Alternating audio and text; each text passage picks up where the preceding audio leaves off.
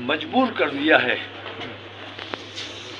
जो मुल्क में बदअमनी का माहौल बनाया हुआ है, जो नफ़रतों का माहौल बनाया हुआ है, बुलडोज़र की कार्रवाई, असल में हमारी ये जो गिरफ्तारी है वो हमारी अपनी तकलीफ़ कम है और इस बात की तकलीफ़ ज़्यादा है कि सुप्रीम कोर्ट इन तमाम बेईमानियों के ख़िलाफ़ कोई संज्ञान नहीं ले रहा है।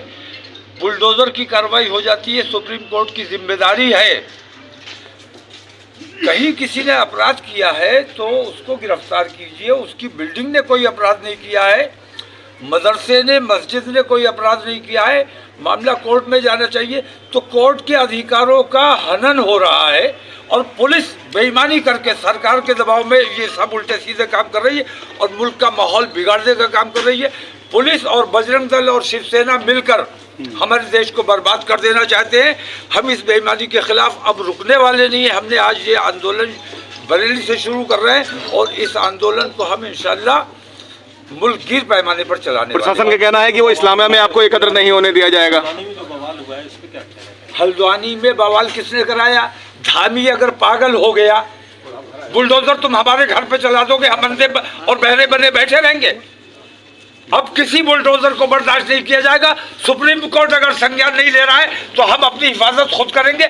हमें कानूनी अधिकार है, अगर हमारे ऊपर कोई हमलावर होता है तो हम उसको जान से मार दें, ये हमें कानूनी अधिकार है। आज आप निकल रहे हैं, आज किस तरीके से, अभी आपका क्या प्लान है? आज आप कैसे निकल रहे हैं इसमें? मैं अभी नमाज पढ़ने जा रहा हूँ, उसके बाद मैं इन संवैधानिक तरीके से, अमन पसंद तरीके से मैं गिरफ्तारी लेना चाहता हूँ, क्योंकि मैं किसी के सामने अपनी शिकायत रख नहीं सकता। मैं मजबूर हूँ। जो जिनके सामने शिकायत रखनी चाहिए वो हिंदुस्तान के सबसे बड़े बेईमान है। नरेंद्र मोदी आज़ाद हिंदुस्तान का सबसे बड़ा झूठा और मक्कार प्रधानमंत्री है।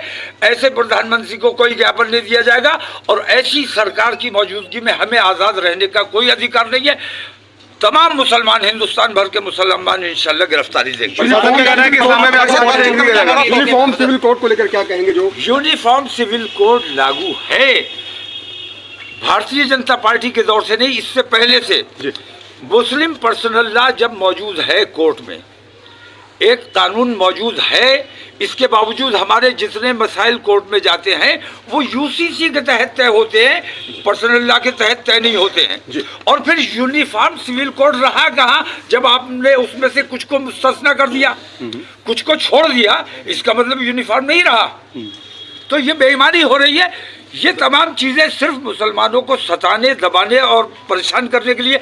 मैं ये कहता हूँ, इन तमाम लोगों को मंदिरों से कोई मोहब्बत नहीं है, मंदिरों से मोहब्बत नहीं है। असल में मुसलमानों को तकलीफ पहुंचाना है। अगर वाकई तुम मंदिरों से मोहब्बत करते हो, ज्ञानव्यापी मैं छोड़ने को तैयार हूँ, दस्तबरदार होने को तैयार हूँ। चलो, पहले चाइना तुम्हारे कहा कितना कब्जा कर लिया है। कैलाश मानसरोवर चाइना के बाप की जागीर रही है, हिंदुस्तान का है और हमारे दौरे हुकूमत में हमने हिंदुओं को वो सौंपा था। कैलाश मानसरोवर, आप विश्व शक्ति बने हुए कैलाश मानसरोवर, अगर वाकई तुम हिंदुत्व की बात करते हो और मंदिरों की बात करते हो तो मुसलमान कमजोर है, उस पर बुलडोजर चला के उसकी मस्जिदें तोड़ दोगे। अगर तुम ईमानदार हो अपने मंदिर के लिए, अपने हिंदुत्व के लिए, मैं तुम्हारे साथ चलने को तैयार हूँ।